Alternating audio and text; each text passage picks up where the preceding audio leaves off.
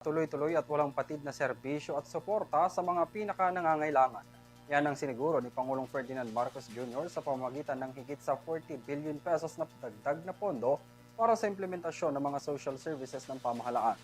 Ang pondo hahati-hatiin para sa mga programang nakatuon sa vulnerable at marginalized sector gaya ng mga mahihirap, kabataan, mga senior citizens at iba pa. Narito ang kabuuan ng balita. Alinsunod sa direktiba ni Pangulong Ferdinand Marcos Jr. na siguruhin ang walang patid na suporta para sa mga pamilyang Pilipinong pinakanangangailangan, nagpalabas na ang Department of Budget and Management ng 43.18 billion pesos na pondo para sa tuloy-tuloy na implementasyon ng mga programa at serbisyo ng gobyerno.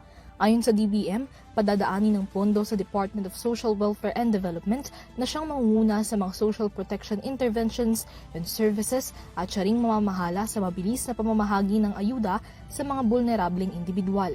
Mula sa pondong ito, pinakamalaking bahagi, nakatumbas ng 36.867 billion pesos ang ilalaan para sa protective services para sa mga individual at pamilyang nasa mahirap na kalagayan at sitwasyon.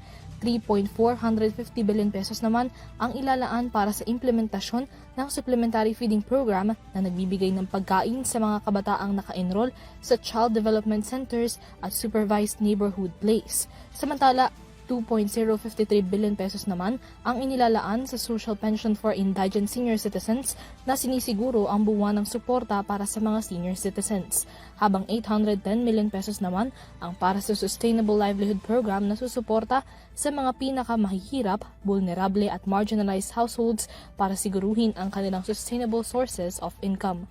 Para sa EuroTV News, Mia Layagin, sumasaludo sa bawat Pilipino.